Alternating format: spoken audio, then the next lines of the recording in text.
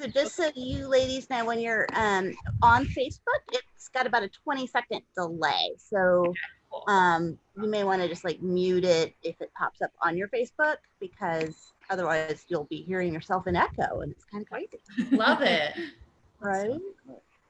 Okay. We appear to be on. I think we are. No. We always start these so gracefully. Yeah, it's, right? it's, I mean, this is definitely a professional production. Oh yeah. Production value is through the roof. Okay, Yeah. let's see here. Refresh the page, Dad. Yeah, I'm refreshing this up just to make. Refresh the page because we're on. Refresh it? How would I do that? Yep, there we are. Yep. Hello. Hi. Hi, Yep. Facebook Hello, everybody. world. So it's me and Dave again, Dave and Sarah with Bells Up Winery, and you're joining us for our Saturday afternoon or early evening if you're on the East Coast, Wine Down with Bells Up. It's our show. So today we have with us two, not one, but two guests, because we're really cool like that. And we have the lovely Kristin and Hayley. Kristin is WinoKristin on Instagram. And Hayley is Hayley Cellar, also on Instagram. Hello. Hi. Yep. So yeah, so they very, very kindly came and saw us last year. How they found us, I'm still trying to, maybe they can explain how they found us in the first place.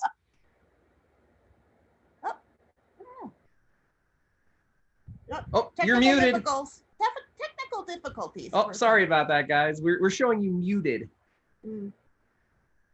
Okay, they're working out a little issue on their end. Yep, But sorry about that. Sorry, we're trying to deal with Facebook and Zoom at the time. Oh, Got goodness. That's okay. Zoom. Yeah, we gotta stay on Zoom. I think Got we're it. good now. So Anyway, so yeah, we were planning our first trip to Oregon, and Kristin actually found you guys. We were just doing a bunch of, I think, online research. We wanted to get like a really, wide, we were only there for a weekend, so we wanted to see as much as possible. So we wanted to do a little bit of the bigger, well-known places, but our favorite is the kind of smaller, more boutique. And I don't know exactly how she found you guys. I think it was like a best of Oregon. We just clicked on it. Yeah. So it was a little bit by like happenstance. Yeah. So we found you guys. that's awesome. happy accidents, That's always great. good. Yeah, and yeah, they came and it was awesome. We got to meet them. And yeah, it was lots of fun. They were huge fans of the rosé, so this was actually the perfect opportunity. And I have to say, when the tasting rooms in California and Oregon started shutting down, you guys were like the first people to call and say, hey, we want to order some of your wine and be supportive, because this is crazy. And, we really want to support our small producers. So thank you very much. Yes. So that's what we're sipping on today. So Hayley, both of you, I don't know who goes first, because, and if in case you guys are wondering why they are not social distancing, they're actually conveniently roommates as well. Yes. Works out really well for this. And we don't social distance because we're married, but that's, yeah. You, but you Broke can't. that pond a while ago. Right. So how did you each get into wine? Because I know you're both, you both have wine education credentials as well. So you're both pretty hardcore. This isn't just like a, floofy Instagram, la la la hobby. This is serious for you guys, each of you. So how did you each get into wine? We started drinking it. And I think the first trip we ever went on together was our original trip to Portland. And Not a wine trip. Right. And then at some point we were like, we should go to Napa. We like wine. Yeah, let's go to Napa. Go drink wine. Yeah. We can do it in a weekend. How long have you known each other? 4 going on 4 years. Yeah. Okay. Yeah, we met at work back in the day. So that's how we Way back in the day. Back Yeah. in the day. Back in the day. Yeah. And then we went to Napa and she was like, I'm gonna start posting about wine on Instagram. And I was like, okay, have fun. Yeah. And then like 2 months later, I was like, I think I'm gonna start posting about wine on Instagram. And she was like, okay. That's so funny. Yeah, I feel like, we're both SoCal natives and residents. Well, she's not a native. I'm a native. Yeah. So, you know, there's a lot of regions around us. And I think that trip to Napa really kind of was the catalyst for our enjoyment of wine. And for me, I was like, I just want to learn more about this. Like, this seems really cool. And like, I want to know like more about this, what I'm drinking, and not just, you know, stuff that you can find locally at a grocery store. So that's kind of how it started. The Instagram was supposed to just be like a way to document like the things that we were learning. And then slowly like started to make friends and realized that it was a little bit more of a business opportunity than we ever would have really thought possible. Yeah. So yeah, we just kind of went from there and started going more places and just Drinking, trying different wines, and then sharing what we, and then started studying and learning more. And then that was just like, well, now we want to go here and try this, and just kind of snowballed. Yeah. It's funny how wine as a hobby can do that. Right. Look at us. I know, seriously. Right. So how did you decide which education program to do? Because I know there's choices out there. We did a lot of research. Neither of us, at the time at least, were ever thinking about doing a career in wine. We just wanted to learn more for a hobby. And so, you know, we watched the Somm movies and did a lot of research, and we're like, well, neither of us have any interest in working in a restaurant. So it felt like the CMS program, which is Court of Master Sommeliers, wasn't quite a fit for us, because there is that huge service portion of the exam, and we were more focused on like just kind of bettering ourselves in knowledge, which is how we found the WSET program. Yeah. Little did you know how good a choice that was going to be. Right. Yeah. I know. We had a friend that was studying for her CMS 2, which is the equivalent of the WSET 3, which is what we just did kind of at the same time. And we're like sitting there cramming just with our flashcards, and she's doing all of that while also like practicing service and like cocktails and like all this extra stuff that we did not need to know. That we were just like, yeah, we don't want to do that. We don't want to do that. And we got it wrong. She just did a trivia last week, and it was like, what side of the table or what side of the customer do you serve the wine from? And we were like, oh. Yeah.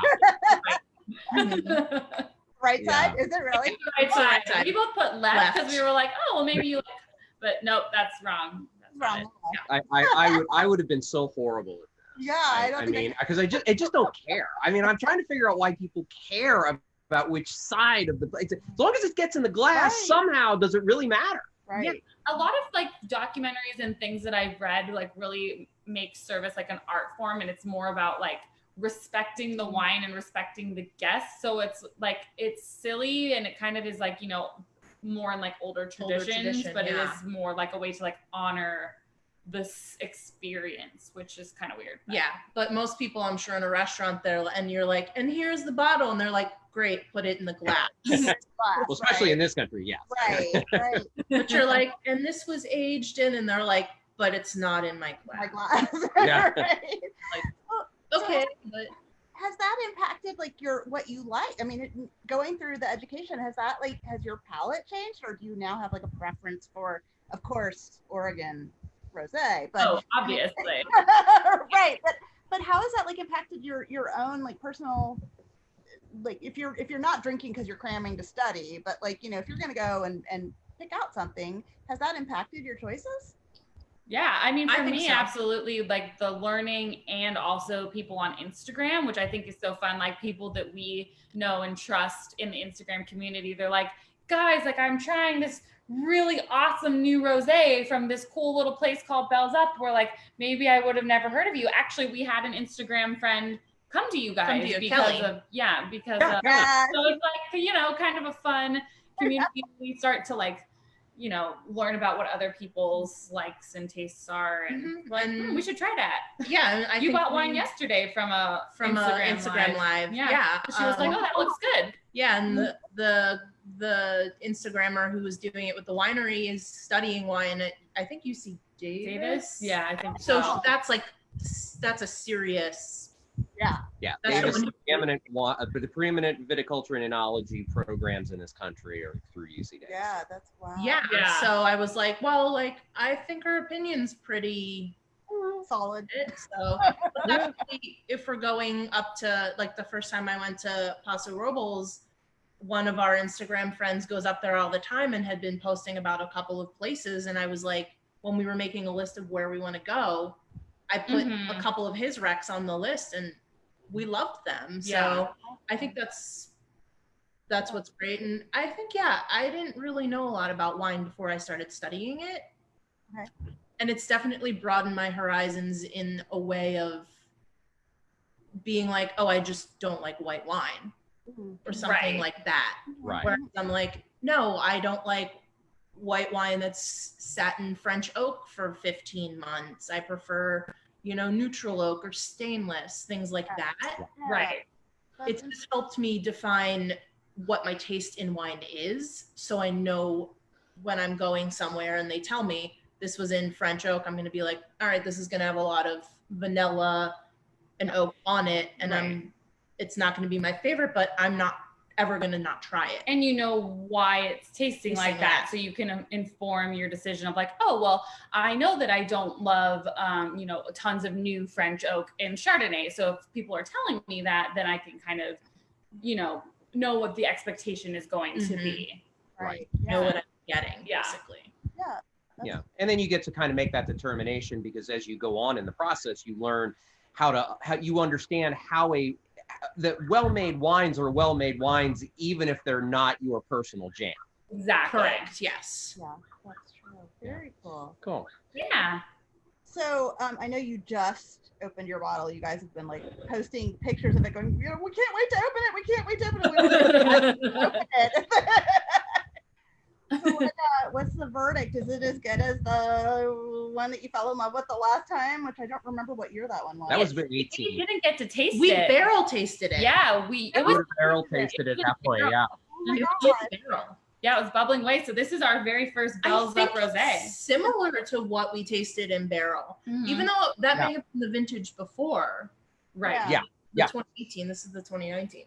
2019. And so let me just kind of tell everybody a little bit about the 2019, which I got the bottle. So We have it too. Yes, Look we at got that. it We too, have yeah. a bottle. So our vineyard, which is behind us here, until 2019, this is the only wine that we've been producing with grapes solely from our vineyard. So this is 100% estate. As the estate gets older and older, we'll be able to do some more actual Pinot. But when the grapes are very young, rosé is a wonderful way to use these grapes. And I just want to make sure for some folks that are on this call that may not be aware, rosé is a style. I mean, it's not a grape, and you can make rosé in a million different ways. It's one of the neatest styles, depending on where you are. I've seen people taking finished reds and finished white wines, mixing them together. It's not normally my personal favorite, but it's a way to produce a relatively inexpensive one. And then I've seen people make rosés by taking white grapes, such as Pinot Gris, and then just having a longer period of skin contact. The wines may not necessarily be pink. They may be a little more orange that way. They'll just kind of take on whatever that skin color of the grape is, but it's kind of another way to do it. And then probably the most common way is with red grapes, which we started obviously with our Pinot Noir grapes. And for us, there are a couple of options as far as how you produce it. And it really all comes down to how long is the grape skins going to be in contact with the juice.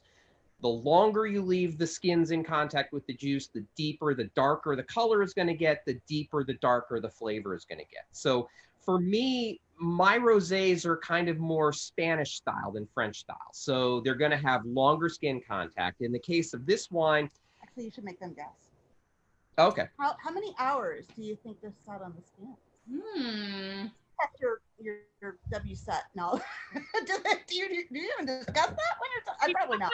Different methods of rosé, but we don't necessarily talk about how long is like typical. Yeah. So we talk about like the different methods where you can use the free run juice where there really isn't any purposeful skin contact at all. You're literally Yeah. just using the extra juice, or this method, which I'm gonna guess this is pretty dark for a rosé. I will say, and especially for Pinot Noir, which is such a light grape. So that, like, trying to think, like, immediately makes me think this was on the skins for a fairly decent amount of time. Like, I would say maybe 10 to 12 hours.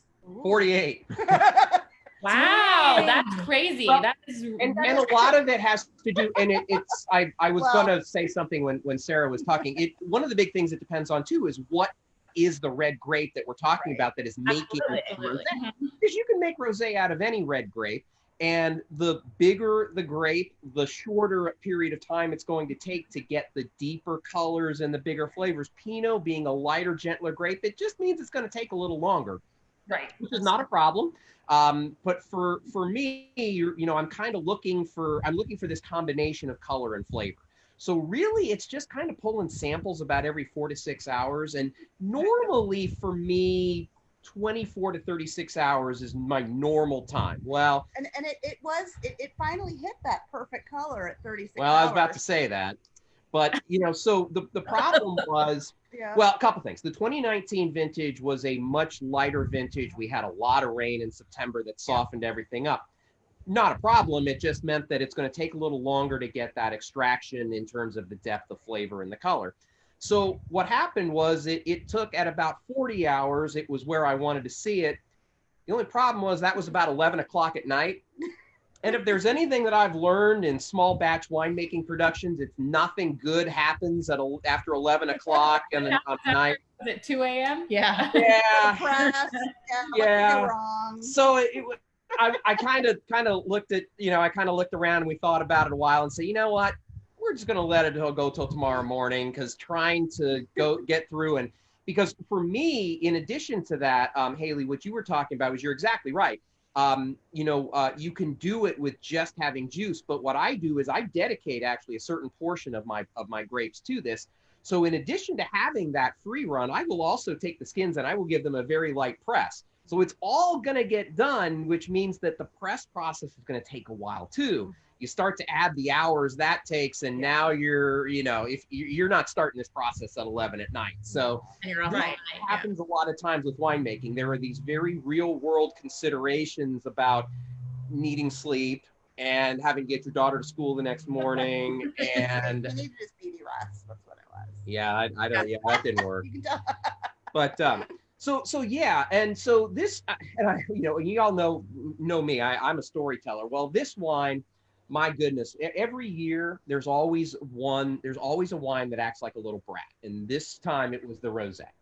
Sure your daughter's not like talking to the wine and like influencing it. Oh, you're so bad. Either my daughter or the dog, one of the two. So normally what happens when I ferment the rosé, it's amazing. It seems to happen this way every year. About 90% of the process happens very, very quickly. Like within a week, 90% of the ferment is done. And the rest, the other 10% just drags. But normally, even if it drags, you can just see some general progress being made, even if it's slow. This year, it was just painfully slow, and so slow and dragged on so long that when it came time to get our whites ready to bottle, I want to be able to bottle the whites and the rosé all at the same time. Makes sense. Well, we had scheduled the white bottling for March 2nd. The rosé wasn't ready, so we went ahead and bottled the whites, and then I rescheduled the rosé bottling for March 23rd. Like a whole 3 weeks. Right. Which we really didn't think was any big deal at the time. And then COVID happened, and our bottler actually, and totally understandably, ended up shutting down for 2 weeks, beginning on the exact day that we were supposed to have the rosé bottled. So my poor customers who had pre-ordered the rosé, I had to, including wonderful folks. I had to type out this email. I was covering my face. I'm like, I feel so bad. It's like nobody's at fault here. It just stinks. And everybody was so wonderfully nice about it. So if you're on and you had it delayed, thank you. It's coming your way at this point. Yeah. If you haven't already received it. We were extremely mad. You know what? We will never forgive you. We called up asking for rosé, and you were like, well, it's not in the bottle, but we'll send it. Right? Oh, Bottle. No, no wine. God. So what are you? I mean, what do you think? What are you happy?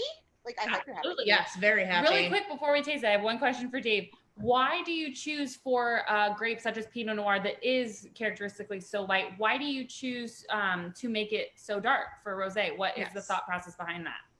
So much of my winemaking philosophy comes down to wanting to make wines that are versatile. I want them to work equally well with or without food. Particularly here in Oregon, where you've got so much Pinot Noir rosé being made, we see a lot of very, very light rosé being made. And there's nothing wrong with that, but the problem becomes it's not a food-friendly wine at that point. Anything you do is going to so quickly just overwhelm the delicacy. So they become what we call porch pounders up here. You know, I mean, when it's in the 90s, it's like, sure, you can set out on your porch and enjoy them. Nothing wrong, but then that's kind of the only way they can be used. So by making them in a fuller bodied style, it gives you so many more options on how to use them. This is a wine, strangely enough, that I sell a ton for my customers in Texas. Why? Because it's the only rosé you're going to find that's going to stand up to beef brisket and, you know, barbecue and kind of all of just, you know, the big type of meals. And it just works so much better that way. But at the same time, it's also a wine that you could just sit out on the porch as we're doing today and sip, and it works equally well.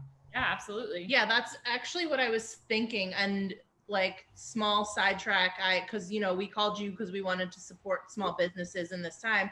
And I also ordered some like homemade salami from a place in Seattle, a female-owned business. And I took 2 sips of this and I was like, oh man, I can't wait to get some meat and cheese with this wine. Yep. Like you said, yeah, like I could sit out by the pool and drink this, but I got plenty of very light pink rosés to do that with. And this is definitely a wine that I would sit down and even have salmon with. Like, yes, it's gonna stand up so much better. And I think it'll bring out some of the qualities of the Pinot Noir grape. Yeah. When you pair it with food.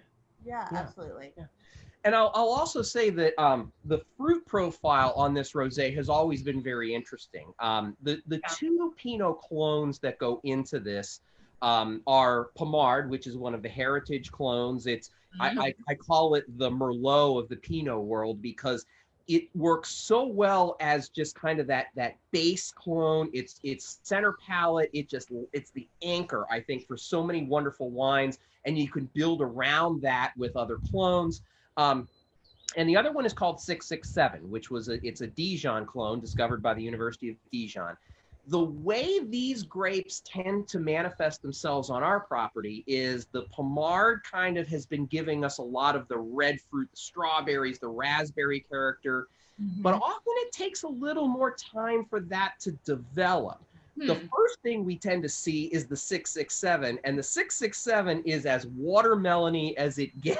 Yes, it really is. It's crazy. It's like biting into like the best watermelon you've ever had in your life. You know, there's that one that's perfect. That's what our 667 tastes like right off the vine, and it's bizarre. Next time we come up, you may find me just picking grapes off of their vine. Hello. Yep, it's easy. Totally make that happen. We'd love to have you guys come up for harvest. Goal when this is over. Yeah, maybe we can come up for harvest if we're lucky. Yeah. Oh, that'd be wonderful. Yeah. Anytime. Well, you're always welcome anytime. You know that. Oh, thank you. Yeah. But normally we wouldn't put you to work either. But if you do show up at harvest, you're. Oh, we love to help. We harvested last year. We harvested last year. We love it. Yeah. Oh, cool. And super fun. We got many compliments. Good. Well, it helps us learn too, because you know you can read about winemaking in a book and the process, but literally standing there in the vineyard, like trying to figure out, like, okay, is this like, you know, a good cluster? Is this something that we should just toss on the floor? Like, and each winemaker's choices, like, you know, we harvested with someone that was like, I don't mind the raisins, like, throw them in. Where we had another that's like, no, man, I just sit there and like pick them off. Yeah. So it's just, it really helps us learn too. So we'll never turn down a opportunity to help. Nope. But going back to the nose on this, it is really like rich and ripe, like right, like bright Cherry. red cherries, And I get a little bit of that watermelon. like the watermelon rind even. Yep. And I'm getting raspberry and strawberry like every scent when I open up a rosé and pour it in my glass. Everything that I want rosé to smell like, this rosé smells like. Oh, good. Yay. Phew. Because you go through those days when you go through production like this, and you know, and as you all know, I mean, so much of what in our business is we tell stories, and you know, it's what you guys do with your Instagram pages. You're telling stories too. And I think folks really appreciate, you know, the angst a lot of times that we deal with. I mean, we all deal. I mean, people glamorize so much of what we do, right? Right. And there, of course, is a little bit of that, but so much of it is full of just the same day-to-day sorts of things. It's variations on a theme that everybody goes through in their own lives. Whether it be at work or with the kids or whatever. And, you know, we can all kind of get brought together, at least by the fact that we all love the end product so much. Absolutely. Yeah. Is this wine aged in stainless or combo with barrel? What's so when I do keep it for a while in neutral French oak. So it's much the older. roundness on the palate. Yes. That's why I asked a little bit more than, but And even maybe some like dried sage. I was gonna say some herbaceous notes, definitely. A little bit, and I think that's kind of characteristic of the 19 vintage in general, being with a cooler year. There's always going to be a little bit more of that kind of the cooking herbs types of things, especially in a younger vineyard like we have. Which I think goes even better when you're trying to Kind of. make a food, Yeah. you know, rosé pairing, because Yeah. those are really going to bring out like those Provençal style Yeah, I'm like, herbs. I wish we had some Gouda because Well, as soon as we hang up, I'm going to be like, what meat do you want to open from that? that's what's happening Yeah. for this. Chill it, Um, put it back in the fridge, get it nice and cold. The meat. But there's like some nice acid, really racy acidity that I think Yes. also, you know, going back to being able to sell this to a Texas market where, you know, normally you need the tannin and stuff to kind of cut through fat. the fat of Yep. the meat. Like I think that acid is really going to help. Yeah. It's a little zingier than it's been in the past, and this is actually a good opportunity for Stylistic to kind of talk about something. A lot of our listeners, I'm going to say this, and I'm just going to back up so that our listeners kind of understand what it is. So I put the rosé through a process called malolactic fermentation, and what that means is, so there are a couple of acids that are heavily you will find in just naturally in grape juice, and the two most common are tartaric and malic acid. Now, the malic acid is what kind of gives a lot of very young wines kind of that screaming bit of it. There's a shrillness to it. And a lot of times, most of the time on white wines that are produced, at least here in Oregon, you'll find that malic acid remains in the wine. We don't go through a process of converting that malic acid. In California Chardonnays, in pretty much all red wines that you're going to have, and in my rosé, what I do is I add a particular type of bacteria, and the purpose of that is to convert the malic acid, which has more shrillness, to lactic acid, which is every bit as lovely, but it just has more smoothness and it brings out a little more butteriness. What was interesting about what happened this year is that bacteria works really, really well within certain ranges of pH of the wines.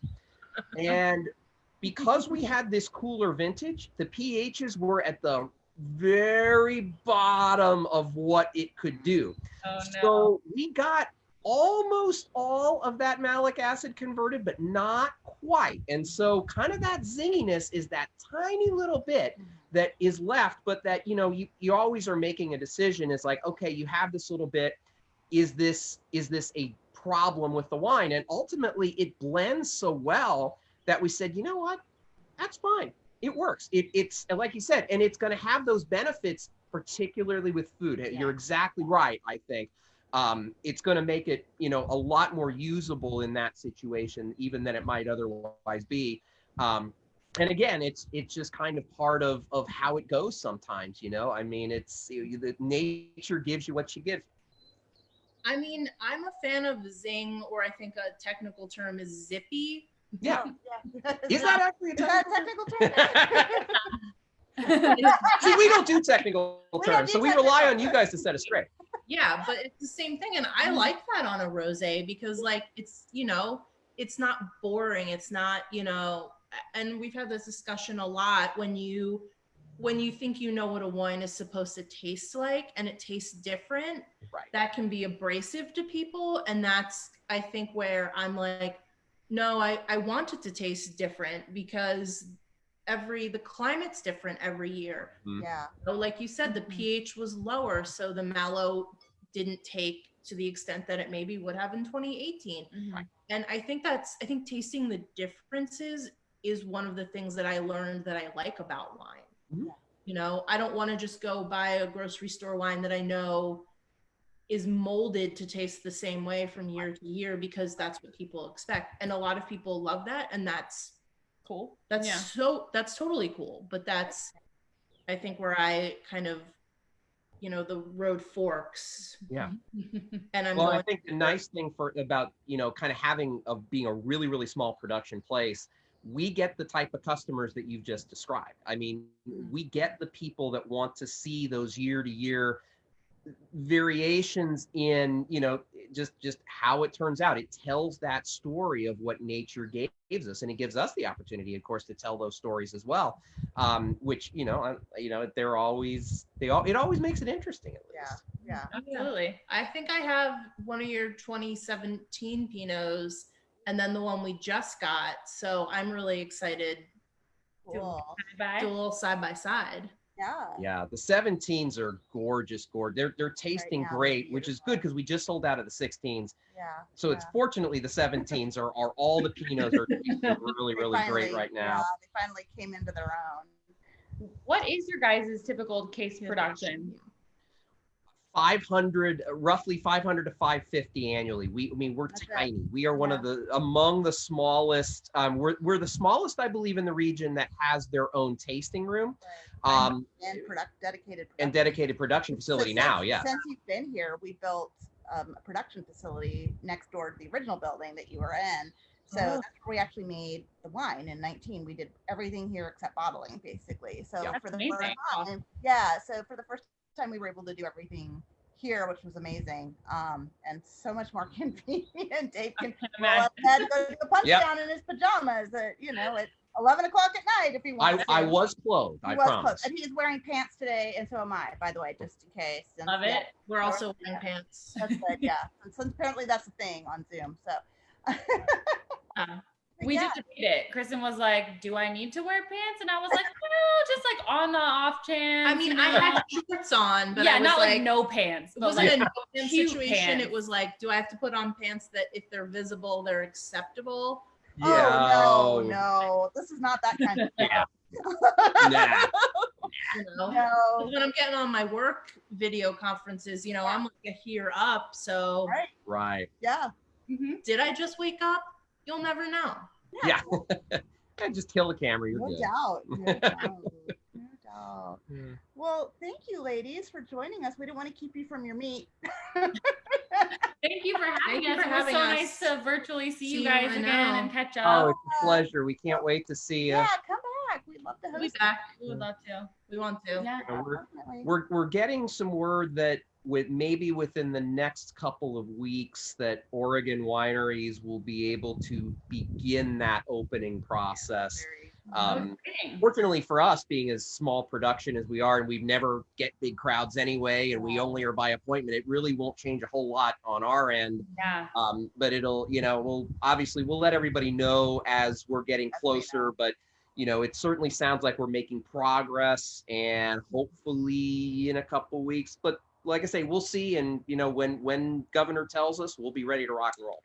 Love it. Well, Yeah. We can't wait to come visit. Yeah, Hopefully in the fall. Hopefully in the Yeah, fall. awesome. Absolutely. Well, we look forward to putting you to work. Yeah. Yeah, Thank we'll you. make sure our feet are very clean because we can do that. Oh, yeah. True. Totally do that. Yeah. Pedicures all the way, right? Well, thank you so much, you guys. Well, thank you, and Have thank a you. Stay wonderful safe weekend. and stay Yeah. healthy. And thank you to everybody who joined us Yes. across the country. Next weekend at 3 o'clock on Saturday, we are keeping with the Instagram theme. We have Chelsea, who is wino on a budget. You look Oh, good. nice. Oh, Very cool. cool. Not in person. We've but never yeah. met her in Yeah, person. she's in been here person. too. So yeah. So Awesome. Yay. Oh, and yeah. do you want to go ahead and plug your Oh, yes, pages plug your one more pages. time? Yeah, one more time. Oh yeah, I'm WinoKristin, Kristin. And I'm Hayley Cellar, like a wine cellar, Hayley. Check them out. Yeah, They were are amazing. they're amazing, and as I've told them before, they do it right. I Yeah. mean, there is so much fluff with Right, with a fluff. lot of what can happen with Instagram. They make it stylish, they make it educational, and they make it fun. And honest to goodness, you can't beat that. So You both guys sides. are really sweet. We're big fans. We appreciate We that. appreciate a lot. that so Definitely. much. Yeah. But I think, Absolutely. you've got big followings because you've earned them, because Yeah. you do what Dave said. You're not, this isn't foo-foo for you guys. This Yeah. is serious. People appreciate that. So I think that's an awesome thing. So, and I know we appreciate it. So thank you Absolutely. both. Have a great rest of the weekend, and we look forward to the meat review. Yes, Oh yes, we'll get on stories next. Yes, we'll because we could use some good salami. We here, really too, need some good. Yeah, you need to send me the link to the. Yeah, send you the link. Yeah. Okay. yeah. I don't know if they're still doing it, but when I bought it, I bought their sample pack. Okay. Ooh. They were donating us a meat, like when you bought one, they were donating one to a local food Right. shelter in Seattle. Cool. Oh, awesome. Awesome. Well, Well, we're we, in for we that. look forward to it. Thank you. And happy All right. Mother's Happy Day, Mother's Sarah. Day, So everybody, cheers. Cheers. Bye. Bye. Bye.